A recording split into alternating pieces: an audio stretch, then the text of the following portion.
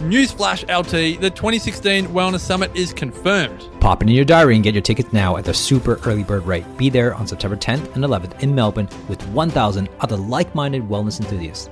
And for a limited time, purchase your ticket at this incredible rate. Up until Christmas Day, 5 Wellness Summit tickets are yours for the price of 2. That's better than 2 for 1. That's 2.5 for 1. Bring a leg, bring an arm, bring your wellness tribe for less than $120 per ticket for a never-seen-before format of the summit. And even better, every ticket purchased before Christmas goes into an incredible draw to win 1 ticket to the 2016 Wellness Breakthrough. I cannot believe we're actually giving this away. It's worth $3,000. Get excited, people. Get very excited to get access to the biggest and best wellness summit ever and enter this special Christmas draw. Go to thewellnesssummit.com. TheWellnessCouch.com, streaming wellness into your lives. Welcome to Nourishing the Mother, featuring your hosts Bridget Wood and Julie Tenner.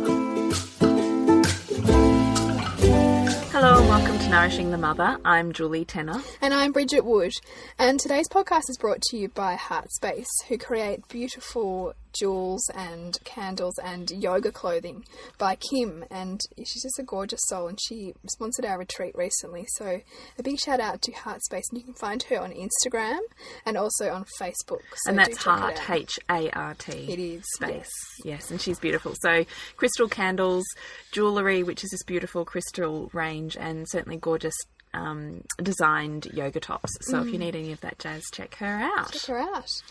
And so today's topic is a juicy one, I think, isn't it? So we're going to be talking about how to get that spark back, and specifically how to fall back in love with your partner or your husband.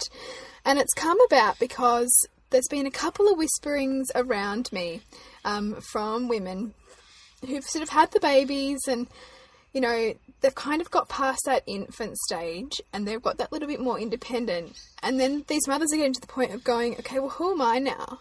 And am I even the person that I was? Is the person that I'm with the person that I'm supposed to be with? Are we even on the same page anymore? You know, how has parenthood, you know, shaped us? Is this all that I want? Is this everything that there is?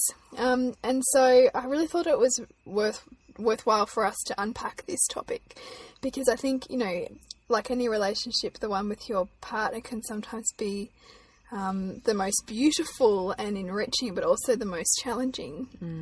And I remember, you know, back when I was engaged, and I remember kind of even having to kind of give myself some therapy around that process of getting prepared for marriage. And I remember reading something that said, you know, you have good years and bad years. And I thought it was a little bit like, oh, that's a bit, you know, depressing. But what it was really trying to say was about that idea of having seasons. You know, like you have seasons in your relationship.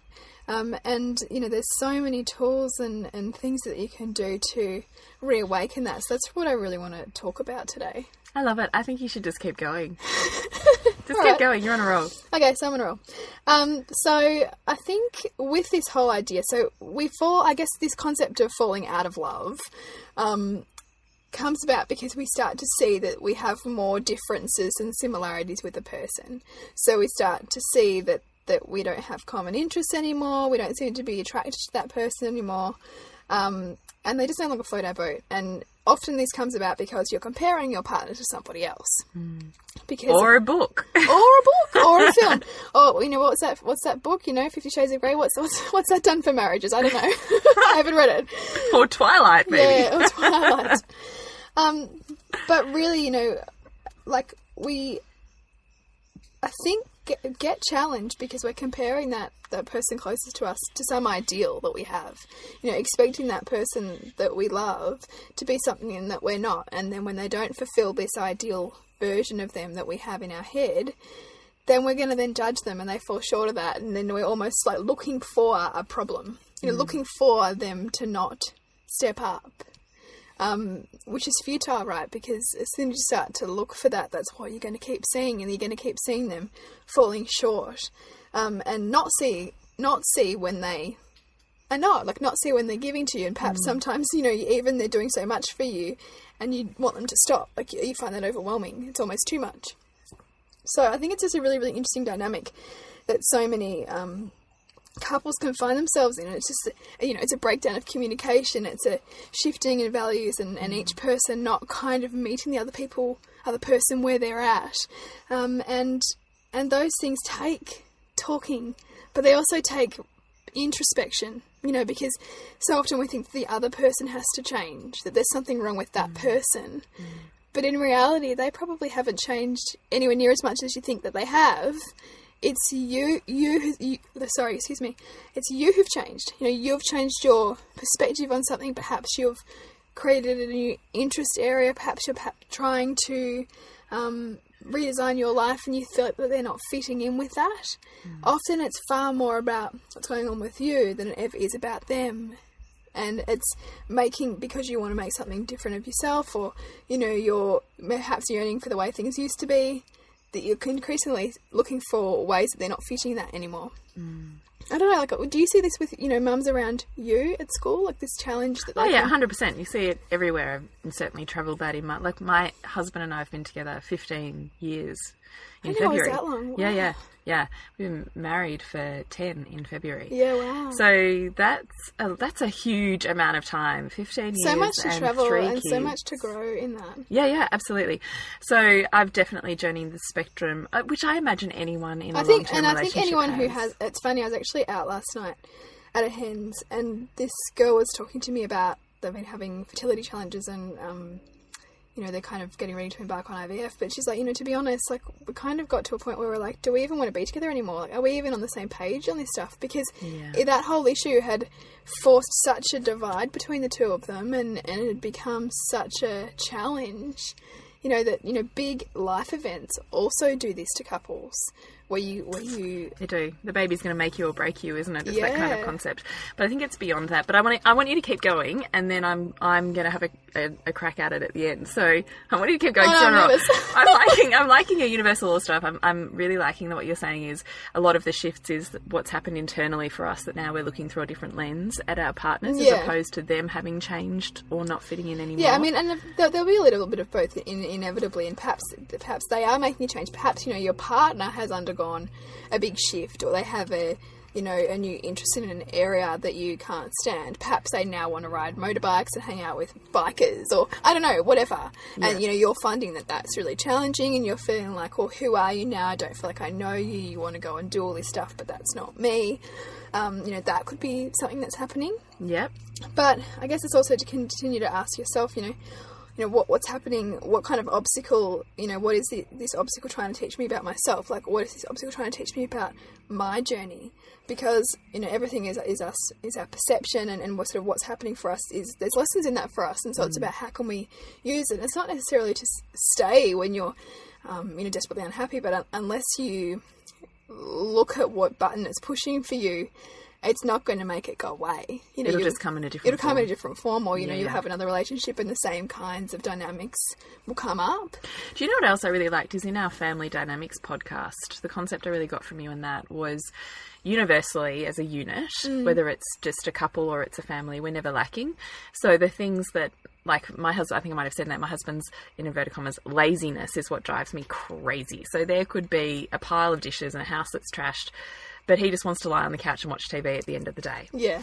And I'll be sitting there going, are you kidding me? But then I really got when you were saying is that, okay, but equally, there's two ways of looking at it, right? So where are you lazy? Because it'll be in a completely different area of life that you're obviously not recognising or not owning, because that's triggering the laziness label is triggering you. So where are you not owning your laziness? And conversely, on a universal level, is he has to be lazy for you to be productive and busy. That I couldn't be as productive and busy and whatever as I am were he not able to hold the opposite space, the polar opposite for me. Because we couldn't both consume the same amount of busy energy. It would never work.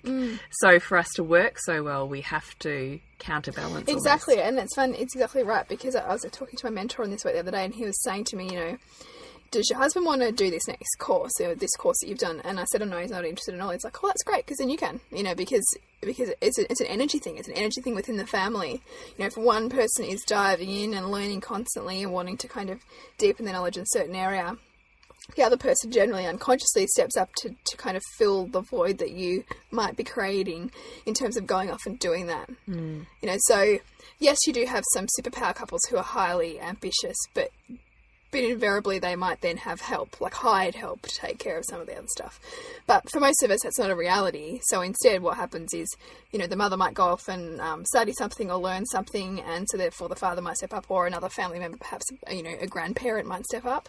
Or conversely, you know, as the father gets, you know, more intense at work and things like that, the mother will be more hands-on in the home and just kind of know that she just needs to pick up her game a bit more to support him because he's got some big work stuff going on. And this is just constantly always happening, these shifts. And yes, there'll be tension with it. Yes, there might be blow-ups, but it's part of the whole. It's part of creating that whole that functions. And for me, it's the gratitude. So as opposed to being angry about the laziness, I can be grateful for the laziness because it allows me to be the way that I want to be. What does this give me? You know? Yes, what are the benefits? So I really liked that. So I think that's one thing to ponder when you're looking at that. And I think too, you know, like anything, because, you know, I've certainly gone through moments, like I've been with my husband since I was 18, so I'm 31 now, so that's a long time.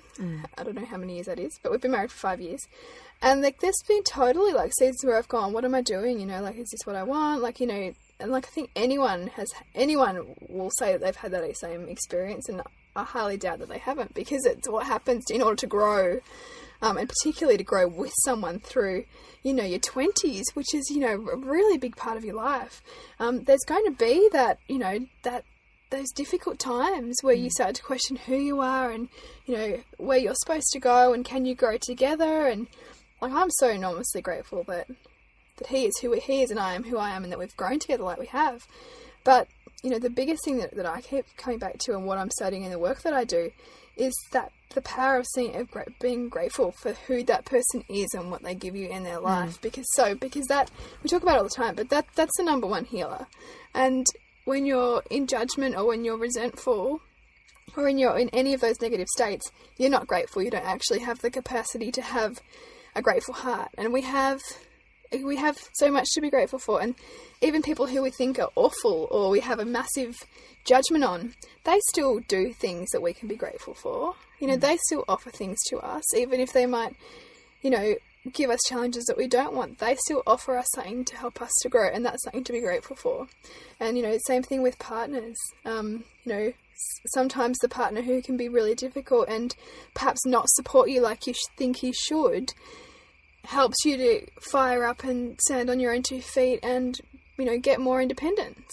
You know, to not be dependent on that person, because, you know, you get too much support in a relationship, and then, you know, it's like that whole... It stops the growth. It does. It's the fine line between support and challenge. It is. It's like that, you know, you hear of people who, like, let themselves go, you know, in marriage, you know, and they just can't, you just kind of drop your bundle and you get comfortable, and that's like a metaphor for what can happen if the other person's constantly supporting you. Yes. You know, you don't go and learn that thing that you really wanted to learn, or you don't, you know, push yourself to, you know, get that promotion, or you don't really make a huge effort to stand up for your kids at school because it's what you know is right, because you're kind of getting supported to let yourself off the hook.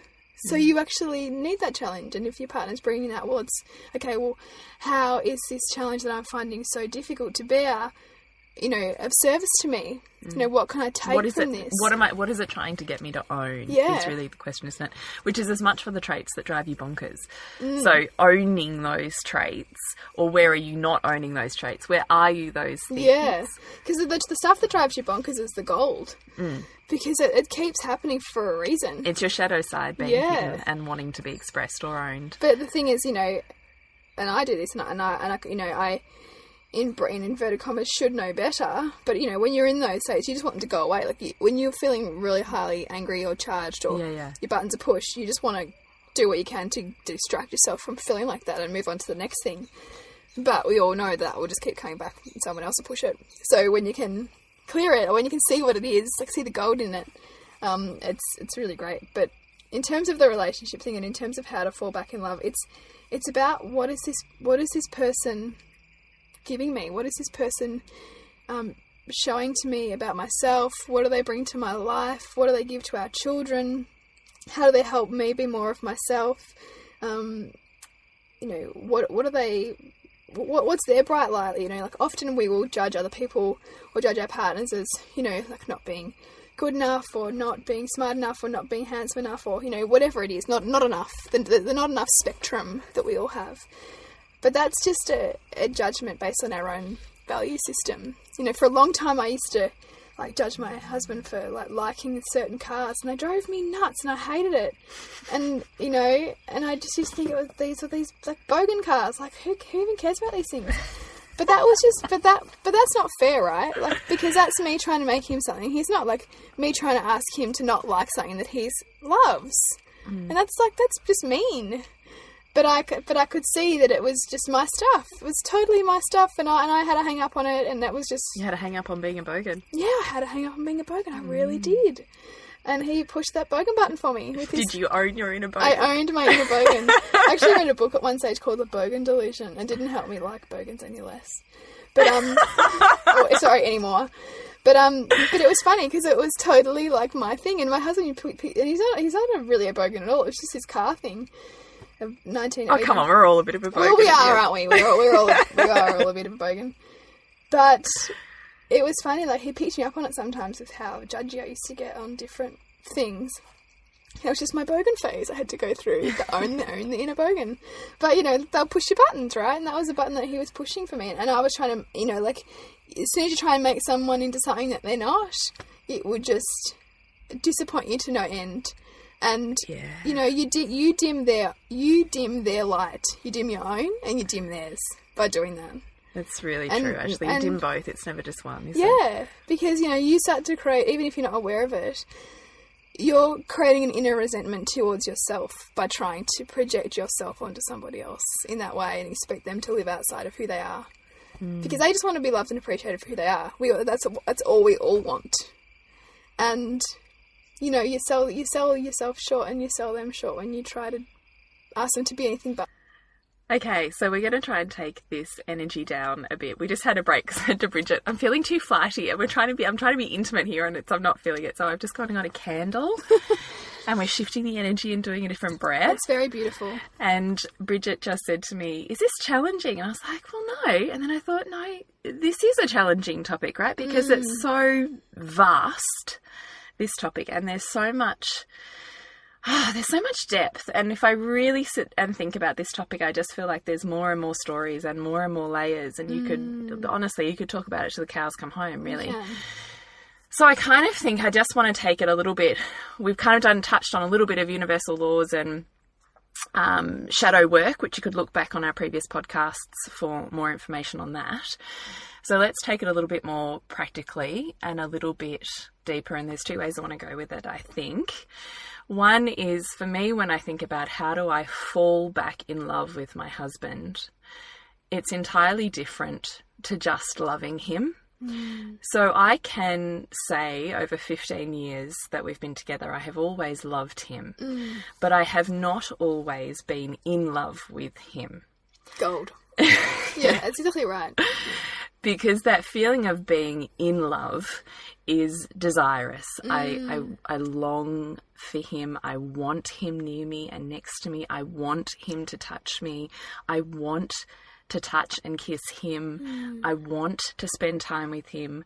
Whereas when I'm out of love with him, but still loving him, we just kind of function. And I don't really want him in my space. And I don't really want to be intimate. And, you know, take it or leave it, I'd probably rather hang with my girlfriends. Probably is pissing me off a bit too. Yeah. So how do you get back in love with your husband? I really get those stories. I've heard so many of those stories of I've had kids and I'm a different woman, or I've gone through these deep life processes and epiphany moments. And this is where I'm headed, and I just... he's not there. He's not that man for me. And what am I going to do with that? Because I thought this was the path that I had planned, right? Or I have kids with him. Right? Like, terrifying. It is genuinely terrifying. The prospect of my future could be something entirely different is genuinely terrifying. It's earth-shattering. But I think we go through these. I really loved your seasons comment. I love that word, because I think we go through these seasons of change as the shake-up. It's like the sand timer or whatever. It's almost like the sand you have to have something groundbreaking to create the sand and the dust to whirl around you to figure out where it's going to resettle and reform that landscape and those foundations, because you can't ever stay on the same trajectory. You're always going to be shifting and changing and on this continuum of a dance together. And it's about how you approach yourself and your relationship through that sandstorm that I think makes the difference at the other end, about whether you're in love or you're just love. Do you know what I mean? Yeah, I really do. And I have said it to every time one of my friends has gotten married. I've, written something what I feel is profound to them that I could be brought to tears of gratitude, but I don't know if they ever really get it. But this is what I can say to you, is that after 15 years of being with the same man, I am more in lust and in love with him than what I ever thought was possible 15 years ago. Like, when I think about, being in my early 20s and thinking what the height of feminine power and orgasm and, lust was, it pales in significance to what I now know that to be. And that is the experience of making and breaking and falling out and in of love over 15 years with the same person. So I genuinely think, what do I even want to say here? I want to say there's two ways to look at this. For me, when I'm talking about being in love with your partner, it's, for me, exactly the same as being in love with yourself. Because generally, the women that I come across, that I meet, that come to me for consults, are equally out of love with themselves, almost on the same continuum as their relationship is demonstrating. Yeah. So when they want to get back in love and in lust and with their partner, what they're really also wanting underneath all of that is love and lust for themselves. Because it's exactly right. Whenever you're wanting them to give, you think your partner needs to give you something, it's often because you're not giving that to yourself. And often women, I find, go on this almost, I'm going to say it, almost this head fuck of, well, he's not touching me and he's not desiring me, so therefore I'm unattractive. And it's like this downward spiral that's going nowhere good. Yeah. But underneath all of that is needing the validation from another person that you're okay. But when you remove the need for him to fulfill you because you're able to know on a very deep level and feel and connect with your seductive powers, you would never second guess that. And that is what is attractive and seductive. When we've talked about this on other podcasts, what seduction and magnetism is. But that is about being in love with yourself.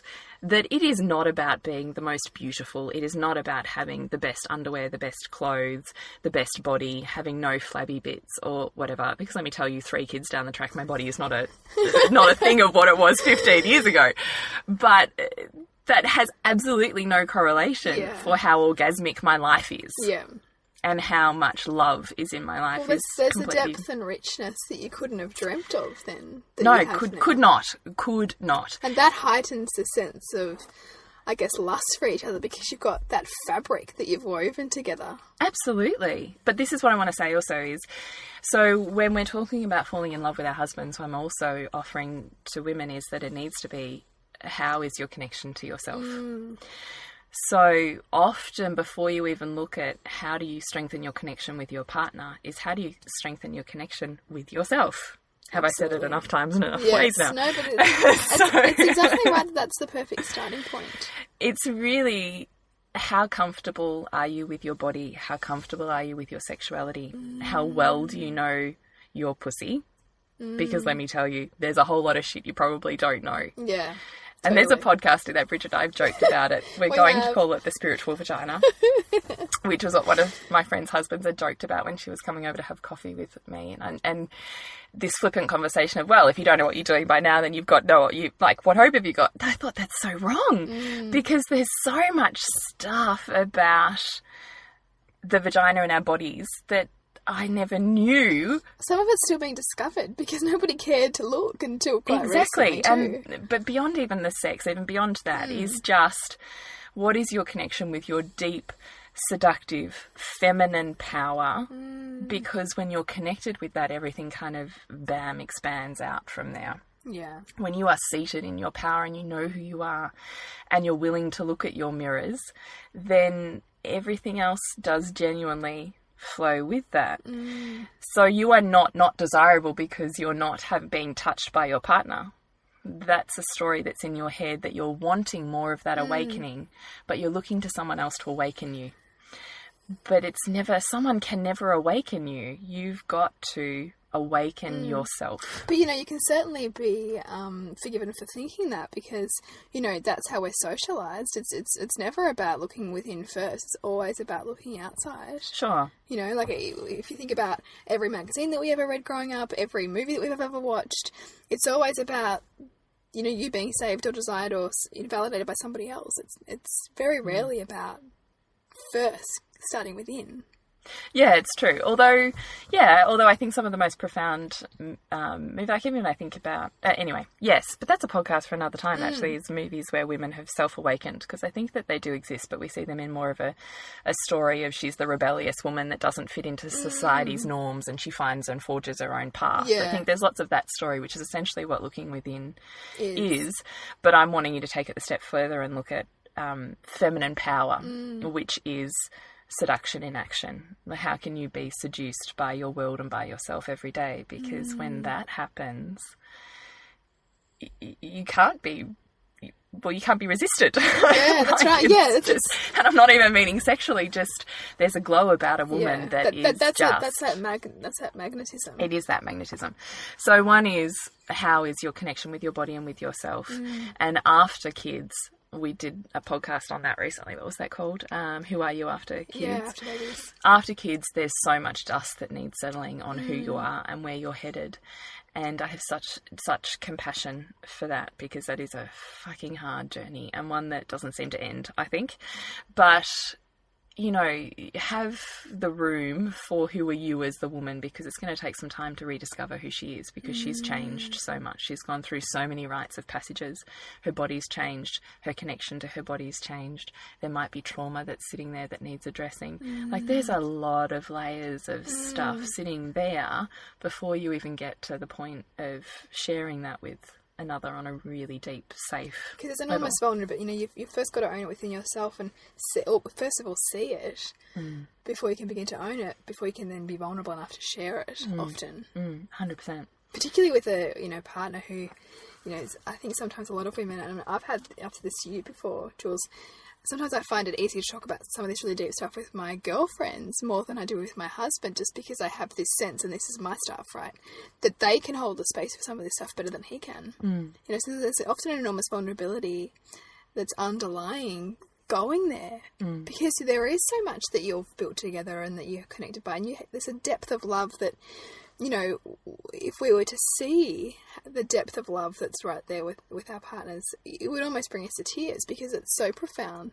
You know, it can't not be for us to have weaved these lives together and created families and created dreams and brought them into reality. That has to be there in some form, even if for some couples, even if it is covered in cobwebs and, you know, shit.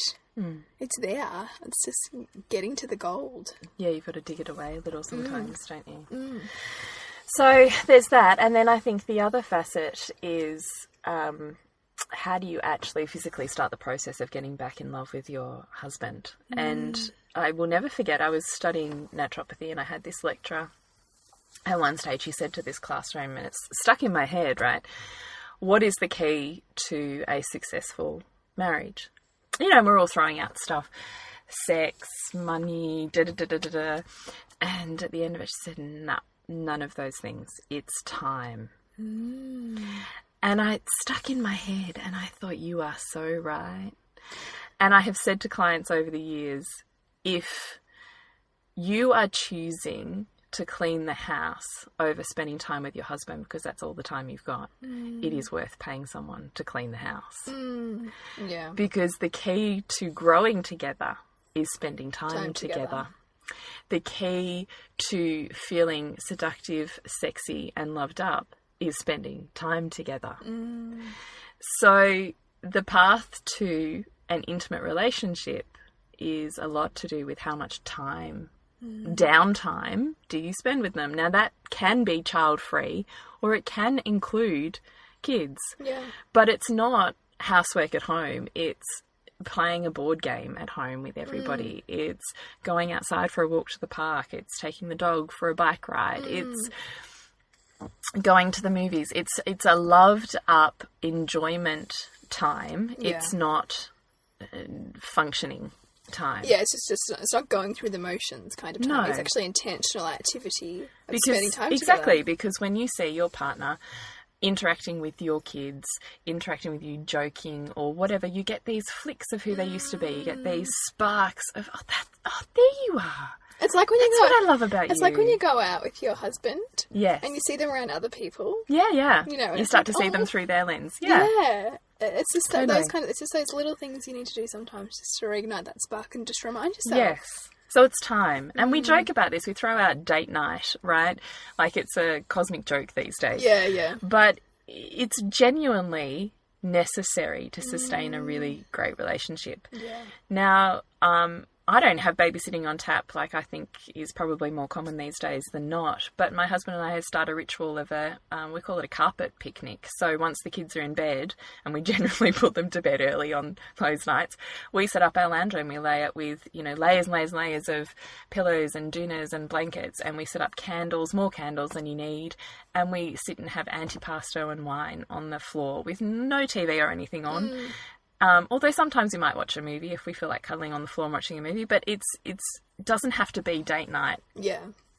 with needing babysitting and, not having the kids. So time, I think. Second is communication, which you touched on. Yeah. So the ability to actually say the stuff that you don't want to say, that's a little bit yucky, but being able to say it in a way that is productive, in a way that speaks about your vulnerability as opposed to coming out of defensiveness or wounding. I'm going to get you first before you even have a chance to get me. And in a way that's respectful, language. Yes. So I would really recommend that you seek, we could do that on another podcast, but I recommend that you seek help and guidance for communication if that's really a big issue for you. I always start with an I statement. So I'm feeling really when you and this is really what I would like. So it's about naming your emotion. So when this is happening, I'm feeling, and be careful about what the emotion is, that it's really a true hit the nail on the head emotion. And then the vulnerability comes afterwards. So not only stating how that's feeling and what a cause and effect that is, but what is it that you actually really want? Because that's the kicker, is most likely that person doesn't have those skill set. They don't know exactly that when you're raging and hurt and you slam the door and you tell them to fuck off and you don't want anything to do with them anymore, that what you really want is for them to chase after you, grab you and hold you. Because your actions aren't demonstrating that unless you tell them that's what you want. They don't actually know. And we expect them to be mind readers. We expect them to be mind readers. So there's point number 2. The greatest lesson I ever got was years, I think after the birth of must have been after my second. My husband and I went for a marriage checkup. We did a 6-week thing with a psychiatrist. And one of the best tips I ever got from her was speaking my brain. So my husband would say or do something and my brain's already gone, and I've already done these circuits of 1,000 different things that now means, and conversations and outcomes and possibilities. And 5 seconds later, I've already decided that he's an asshole and this whole thing's fucked. And, I'm undesirable and useless or whatever. Yeah. I had already done 1,000 different layers of head processing and he's still on the fact that he didn't want to go for a walk. I don't know, whatever the thing was, you know. And in his mind, it's genuinely what it is. But in my mind, because of my programming and my past and being female, I had already done a complete head trip. So the interesting thing for me was to get a reality check. I had to speak my brain. So in that moment, instead of going off in my head because I'm too scared about being vulnerable to speak what's really underlying, that I'm unworthy or I'm unattractive underneath all of those thought processes, is say, okay, well, so Nick would say something and then I would go, okay, well, now I'm thinking and honestly, I could now turn around and laugh at some of those facial expressions he would give me, like, what? Like, he had no concept whatsoever about where I'd gone or what I thought what he said or did meant. None. Like, talk about reading between the lines. Yeah. He was on a entirely different path to what I had already decided it was on. And it was the best tool I ever got. Fuck, it was hard because at the start, speaking my vulnerability and what my head was doing and how I felt was incredibly difficult. But the more I did it, the easier it got. And the less I did it, because I realised very quickly that it wasn't reality. Yeah, that it was just your, projection. It was my projection. Yeah. And so even, like, it's pretty rare now that happens, because it's amazing how much that's, with all the other work we've done, of course, but it's amazing how much just that tool alone has, I don't know what the word is, but balanced out my programming from my childhood and adolescence. My brain just doesn't do that anymore. There. Or if it does, I literally say to him, okay, well, now I'm thinking, or feeling, and he then has the opportunity to check in about where that's a reality or not, which I can tell you virtually 10 out of 10 times it's not reality. It's a projection, a visualization, a previous wounding that's taken me somewhere that isn't actually what's happening in my relationship right here and right now. So being able to give them the opportunity to reality check is really valuable for you and for them. And the toolkit. So I literally, you've got to remember, I mean, probably like most couple men that I've come across, my husband came from a family of not very good emotional communicators. Like, everything gets swept under the rug. So for him, he hasn't come with a toolkit. I'm female, grew up in a group of females. I had, whilst it was feisty, I had to some extent an ability to communicate. He didn't. Yeah. So I actually had to give him the toolkit. Sure, dream world, I would love the new age man who's rocked up and ultra sensitive and just knows what to say and can read my feelings and, is just so vibing me. But that is just not reality. That's a bit of a fantasy. It is a total fantasy. And so I literally had to give him the toolkit. So I literally had to get, again, here's the key word, vulnerable enough to say, when I, insert whatever, get angry, get upset, feeling cranky, whatever it is, even though I'm saying or doing whatever, I really want you to, here's the sentence, say this. Do that, and then do this. I literally gave him a step-by-step toolkit. Yeah. And sentences. Oh my God, I gave him sentences. And if he's now, previously, probably the last 5 years, if he then has said something that I don't like, I will now, instead of getting angry, turn around to him and say, I don't like the way that you just said that. Here's what I need you to say. And then he says it to me, and I go, okay, that's okay. You've learned, and I'm now okay. That is so funny. But the thing is, you only have to give them the tools for them to be able to use it. If you're not seeing a professional, if he's come from a background with no emotional programming and he doesn't read the books and he doesn't speak to the friends like you do, where's that toolkit coming from? Yeah. You can't just expect that it's just going to happen. Yeah, totally. So here's the hard work involved in a relationship, right? Is there's a huge amount of vulnerability involved in getting real about what's going on, workshopping how to move forwards, and feeling like that's validating and secure enough, because it might feel awkward when you start to do it. But let me tell you, a year down the track, it's going to be fucking amazing. I'm having all these epiphany moments in my head when I just think about something's happened and Nick says or does something now, and it's almost like I can hear a gasp almost with the mums at school, and they go, oh my God, my husband would never say that or do that. And I think, well, you know what? I've programmed that, because 10 years ago he wouldn't have either. But I mean, he's becoming more skilled about reading your emotions. And 100%. That's what it is. 100%. And in fact, there was an incident, I can't even think what it was now, several weeks ago. And I did have a whirlwind spin-off emotional moment, which is now fairly rare for me, but totally had one. And I totally knew I was having a tantrum. Totally, I think I might have even said to you, totally knew I was having a tantrum and didn't want to stop myself, so I just kept going with it. I was enjoying it. And previously, he probably would have just gone, and fired up, and it would not have gone well. He grabbed me in a bear hug and just held on to me, and I'm, fighting a little bit and and then all of a sudden said a few words, a few sentences, and I just melted. And then he said something else, and I just looked at him and I went, you just handled me. Like 100%. So beautiful. Read the situation, had the toolkit, employed it, and it utterly shifted me. Like, utterly shifted me.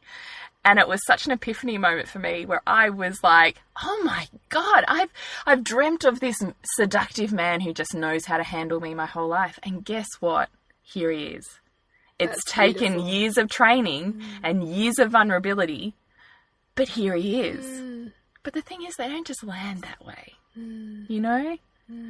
So I want to say, have faith, be vulnerable, keep going. and on that theme of comparison that I mentioned earlier on, I think too, when we compare not only who they are with somebody who we think they should be, it's also the way that they show love. Because I don't know if you're familiar with that 5 love languages kind of whole idea. Yeah. Especially when there's kind of key milestones. Perhaps it's somebody else is doing all this stuff for their partner, and they're so romantic, and they go out and do this dinner and they have that Valentine's Day. Yes. My husband and I did really buy each other presents. Yeah. He shows his love through service. Acts of service. And I'm so used to it now that I often take it for granted. But it's beautiful, right? But he's not the present buyer. If I was to judge his love based on the kind of presents he gave me, and I only tell people about the fact that he doesn't really buy me presents, and that in fact he actually forgot Mother's Day, not long ago, people would think he was terrible, right? But he is the most giving man, but just not in the way that might be accepted, I really like that too, is what is their language of love. Yeah, because everyone has it, and everyone gives love and gives care to other people in line with what their true values are. Like my husband, even with our son, like he's made him the most elaborate, beautiful toys, because that's how he shows his love, is through making things and giving time and giving service. And when we can look at that in a person, it's just so profound to them, and that just it really opens your heart to them even more when you see that they're just giving their love in their form, and then we're all giving our love in our own form. Just really recognizing that. Yes, totally, 100%. Because it's not ever going to be the same as another person's form of love. And it's just creating that dance that works between the two of you to see how each other communicates that. Yeah. So the only other bit I think that's left, and we're not going to do it much justice now, we're already over time, but is intimacy. And it got me thinking about when I was training with Rhea Dempsey as a doula. She did this sex after parenthood course that I sat in on a couple of times. And the key theme I took out of that was, she's very funny, she stands up on this classroom, she goes, okay, so for the first 6 months post-birth, sure, you leave her alone, you let her do whatever she needs to do, let her have her time. But ladies, after 6 months, you just have to get back on that horse. You just have to give it up. I love it. And just do it, even if you're not feeling it. Because the thing is, with men, the longer they go without it, the more they want it. The longer women go without it, the less they want it. Theoretically is how that's programmed. So there's something to that, I think, in that intimacy on a physical level creates intimacy further out than that. So for men, they often say they need the act to then feel huge amounts of intimacy. Women need intimacy before they need to do the act. Yeah. So I even have a couple of friends who have even worked that out. So, okay, you want sex, I need this. So you need to tell me in the morning, you need to somehow there's a conversation, a touch, how about later tonight, so that it's on my head zone, so that I've got a little bit of my seductress hat on, not just mother hat on. And when you walk in the door, I then need an hour child-free time, and I need to have a shower, and I need to da-da-da. So, I've heard some women even map it out in terms of what they need to get into their seductress, because you can't often just go, mum seductress. There often needs to be a series of steps in between. So working out what that is for you is really worthwhile. Knowing that there is something to sharing your body with the purpose of connecting with your husband. That at some point, if it's been a really long time, is what's getting in the way there? What's the vulnerability? What's the lack of desire and feeling and motivation that's there? Because it's not probably going to be their fault. No. It's probably going to be a dynamic and some really deep vulnerabilities and fears that once aired, supported, and time spent together on those will create such a huge shift that you will want to be part of that act. But sometimes, like Rhea says, sometimes you've just got to get back on the horse, break the drought to start your body awakening and opening to that process again, and doing things for yourself, buying new underwear instead of wearing your maternity bras for 3 years. You know, putting on a dress that you really like, the act of adornment, right? We've talked about that in another podcast too. Maybe it's a particular body cream for you. Maybe it's, you know, a mantra. Maybe it's just saying to your husband, I need you to touch me more, or I need you to say that I'm beautiful every day, or, you know, just the things you actually really need, you need to speak so that you are in a space for love expansion rather than contraction. Yeah, that's beautiful. I love all that. There's totally a whole podcast on that stuff.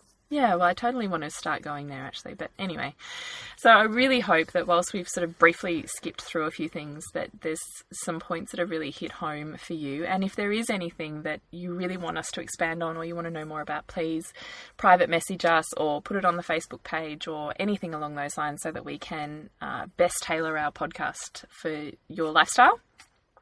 Please share any of our podcasts with your friends or tribe if they're really calling to you.